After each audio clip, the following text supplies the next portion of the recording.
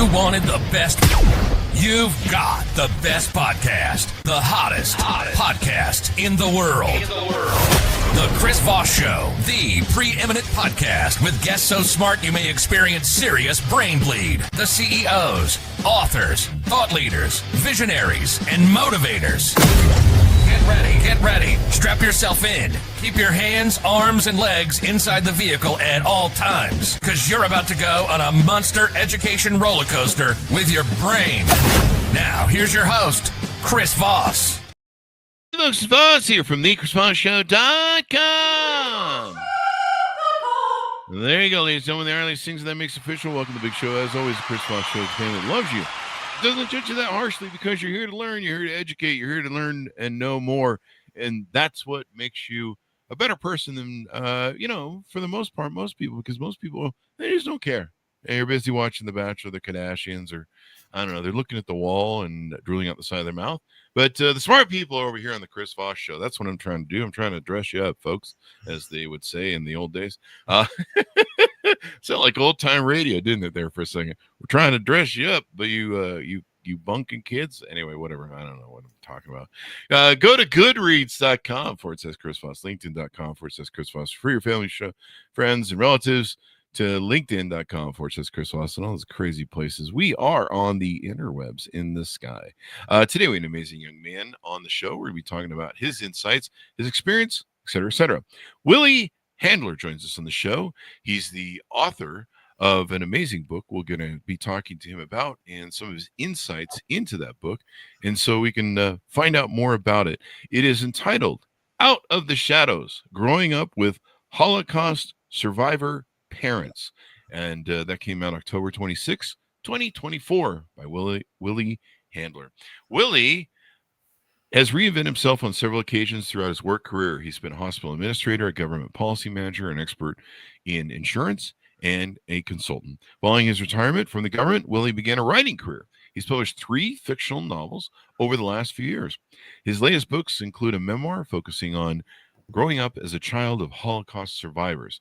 He's active in Toronto's Holocaust second generation and third generation survivor community, participating in educational programs, commemorative events, and group discussions. He's also a volunteer at Toronto Holocaust Museum, where he assists students and visitors as they make their way through the museum's gallery. He's spoken online and at person events or about the Holocaust and his family's experience. He's currently working on a book dealing with generational trauma in descendants of Holocaust survivors. Welcome to the show, Willie. How are you? Thank you very much, Chris. Thank you. It's wonderful to have you, Willie. Give us any .coms. Where can we find you on the interwebs? I am not only do I have a website, I'm on Substack, Twitter, Instagram, Facebook, and all you have to do is search for Willie Handler. Willie Handler. There you go. .com. So, Willie, give us a 30,000 overview. What's in this book? Give us the details, if you will. Okay, well, the book is sort of divided into 3 parts. The first part is my family's history, and part of the reason why I did that is I didn't know it, because my parents were like many Holocaust survivors who did not feel comfortable speaking about their experience during the war, and so I didn't know that much. So the first part was researching my family's history. The second part of the book, the largest part of the book, is like growing up with my parents, and then the last part talks about intergenerational trauma, sort of more broader community groups and anti-Semitism, more things that occur within the community. There you go. It all really just ties together. Yeah, ties together. And so were both your parents Holocaust survivors? Yes, they were. My father was, he came from a small town in Poland, and my mother was from a tiny little village. I don't even think it exists anymore, in Romania. Oh, wow. Now, what country was your father from? Poland. Poland. There you go. So Poland or Romania. And what was their experience during the war? So we can kind of get a foundation of what you ended up being raised in dealing with the fallout from that. Willie? Willie? Looks like you locked up on me, Willie, there. I did. I was asking you the question, what was your parents' experience? If you could give us a lowdown on that, of the experience during the war and the Holocaust. Right. So my father, at the start of the war, was a young adult. He was in his 20s. He just got married, and he had 2 children. He was sent away at one point, probably in, I believe, about 1942. They were living in a ghetto in the town that they lived in, and he essentially went from one camp to another because he was used as slave labor, and ended up in 7 different camps before the end of the war, and he was liberated. As far as his family, they, in the summer of 1942, his wife and 2 daughters, his parents, and other family members were shipped to Auschwitz, where they were killed. Oh, wow. That is unfortunate. Yeah. Now, as far as my mother goes, there was the war was very different in Romania than it was in Poland, and the Germans actually never invaded Romania, because the Romanian government, at least at the start of the war, was actually one of the Axis powers. So they were aligned with Germany, and so on their own they started persecuting Jews. There was actually a pogrom in my mother's village, and every Jewish home was destroyed. So everybody was left homeless, and they were sent off to a larger town, where they were there for about a year, until the entire Jewish population was deported to a region in the Ukraine, called Transnistria, that had been handed to Romania by the Germans. And there they were ghettoized in what was probably not anything better than any different than a concentration camp, other than the fact that there were no gas chambers. So many people died of disease, the elements, because they had no warm clothes, or starvation. And she had lost her 2 parents, but her and some of her siblings did survive. Yeah.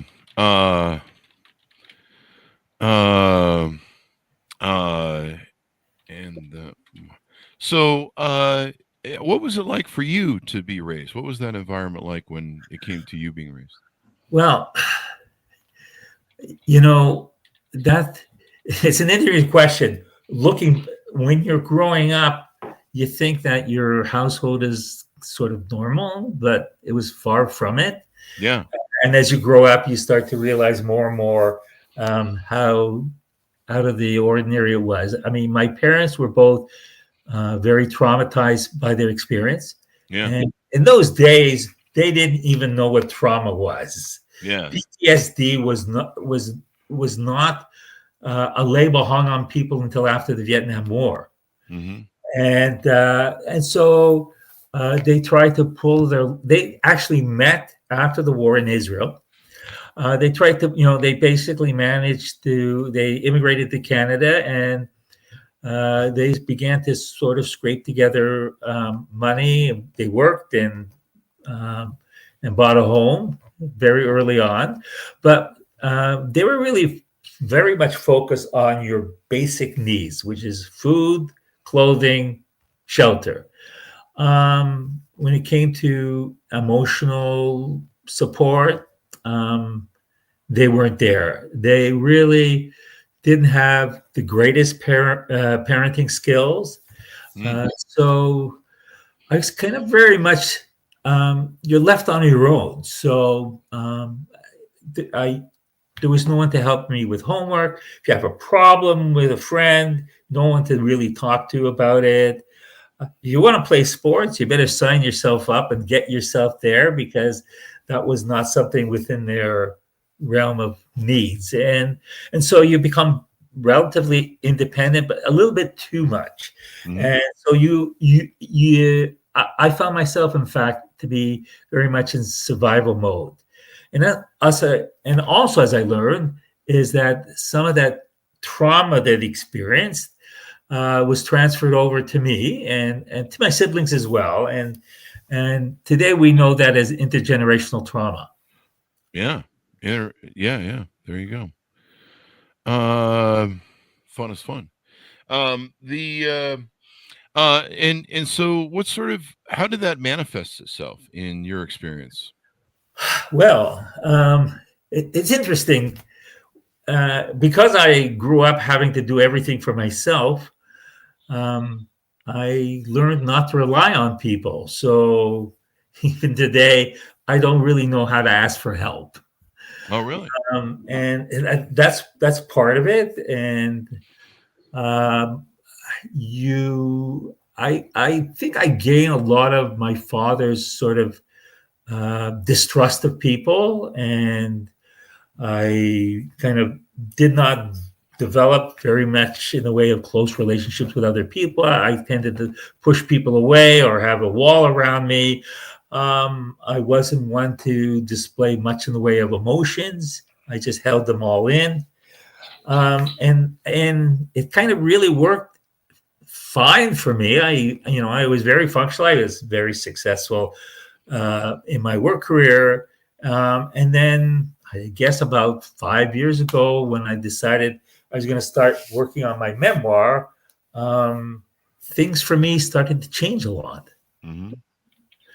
And so, and how that happened is that, I started doing a lot of research, found some kind of shocking things, but as well as In what case do you find shocking?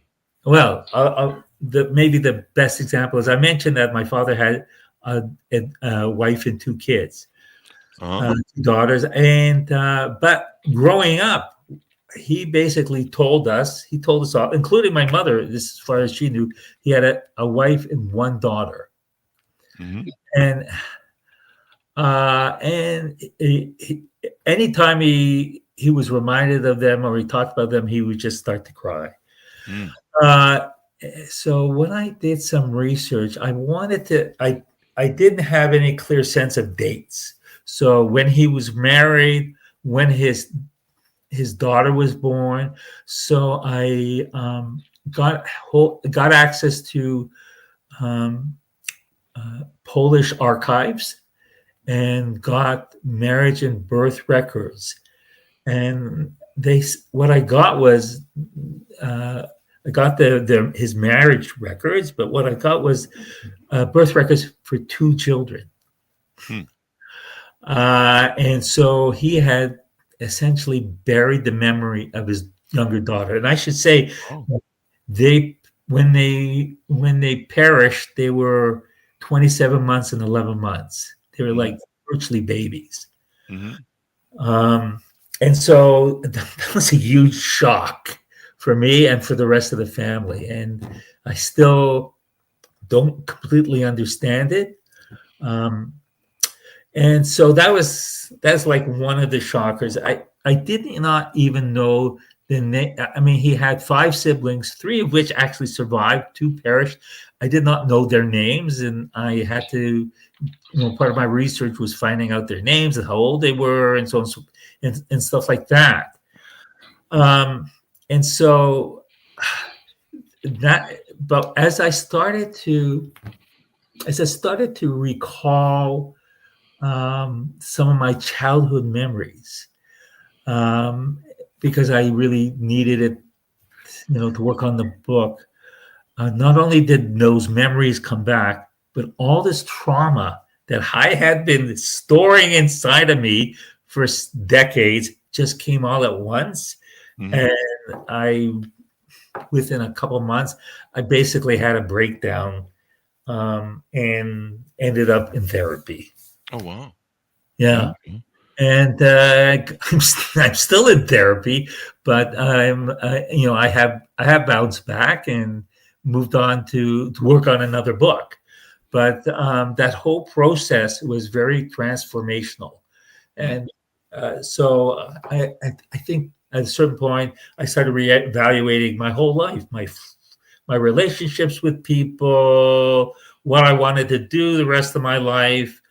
I was the name of the book, Out from the Shadows, is not accidental. Mm-hmm. And it's a sort of a it's a metaphor for my life, which was that I tended to not like to be in the spotlight and be sort of back in the shadows, but also the whole the shadow of the Holocaust followed around my family, as it does for other Holocaust families. Mm-hmm. And it's very hard to sort of escape from that. And so I decided, and at the same time, anti-Semitism around the world was exploding, and I decided that I needed to start speaking out more. And so not only am I writing another book that's Holocaust related, but as well, I'm speaking about the Holocaust, anti-Semitism, and very much speaking to other descendants of Holocaust survivors and helping them sort of cope with what's going on around us. There you go. There you go. And that's really important. I mean, I would imagine, there was a lot of trauma that took place doing that, right? That can be really hard to deal with. And, they were dealing with it the best they could in any way they could. And that was just the issue that they had there, right? Yeah. It's people. A lot of people are very much capable of bearing their trauma, Mm-hmm. but it will come out from time to time. And as well, not only have I inherited all this trauma, but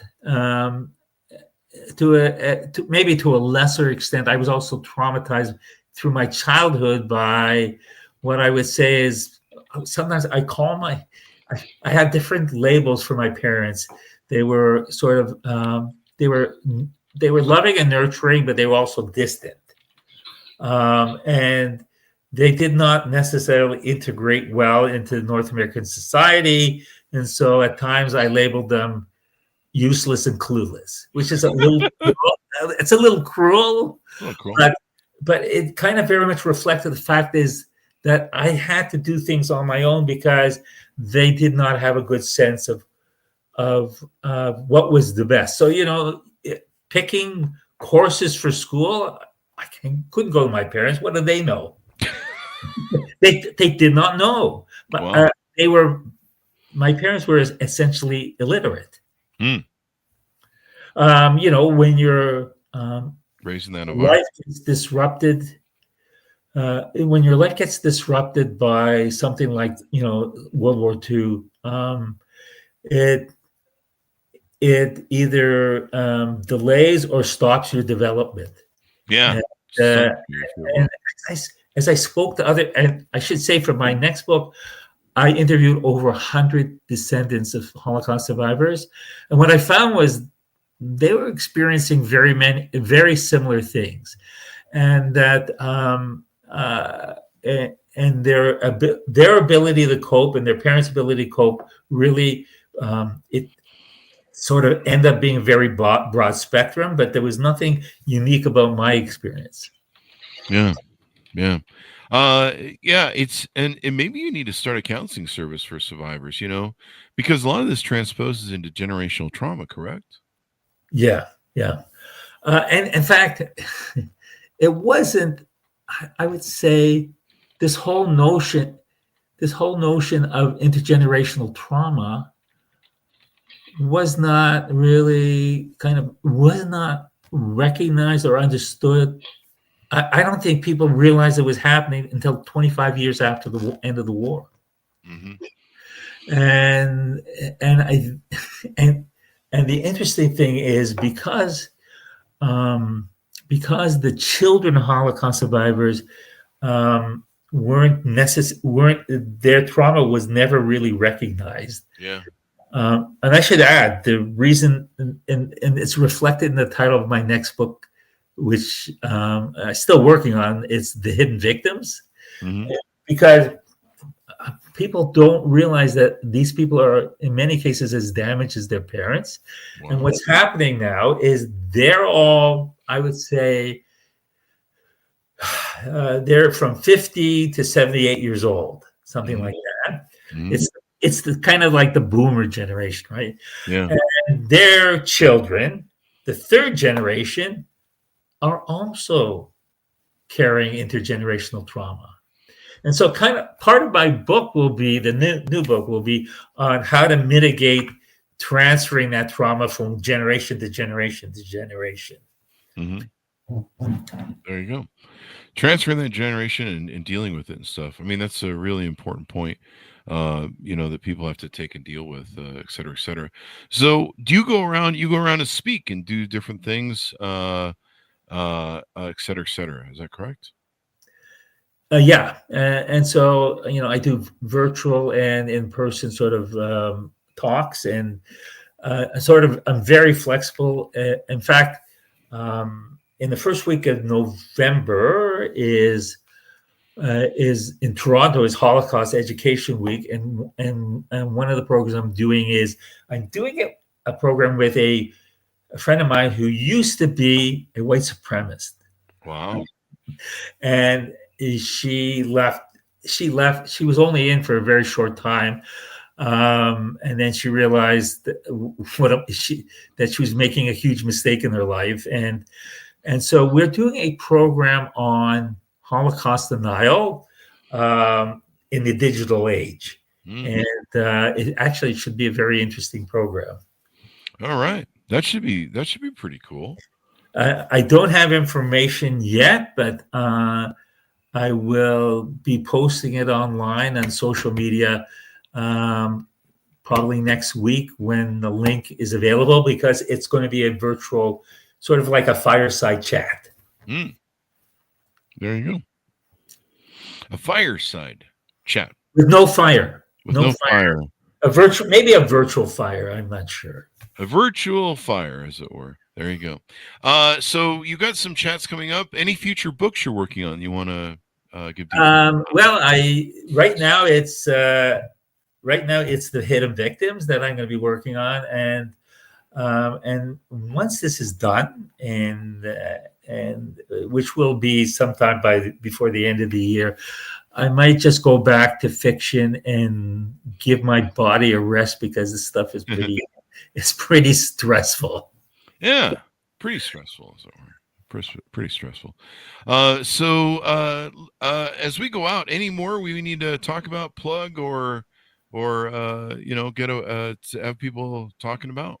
I should mention that I'm on Substack. I write on a lot of topics that impact on my community and sort of like current events. For instance, I just I do stuff on anti-Semitism. I just published a piece on the ceasefire in the Middle East, and so if you look for Willie Handler on Substack, you will find me there, and you'll find some very interesting articles, and as well my newsletter is there. So the best way to keep up with what I'm doing is to subscribe to my Substack account. There you go. That sounds like a lot of fun. Well, thank you very much, Willie, for coming to the show. We really appreciate it. You're welcome.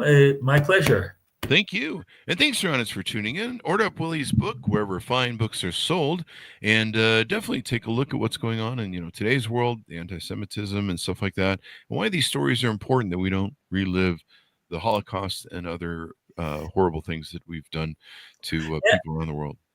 Yeah, no, and sort of one of the points is that Holocaust denial, which is my latest topic that I'm speaking on, is really very much a form of anti-Semitism, where by denying that the Holocaust existed, you Mhm. take away the ability of Jewish people to claim they were ever victims. Yeah. And that's sort of very much a whole part of it, and it's all very much, it's just conspiracy based. And as we know, there are in social media now and on the internet, conspiracy theories are flying around like crazy. Yeah. There you go. That's the fun part of the fun part, as it were. So there you go, folks. Order up his book wherever fine books are sold. It's called Out of the Shadows: Growing Up with Holocaust Survivor Parents. Out October 26th, 2024.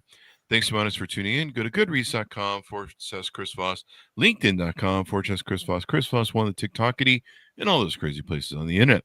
That should have us out.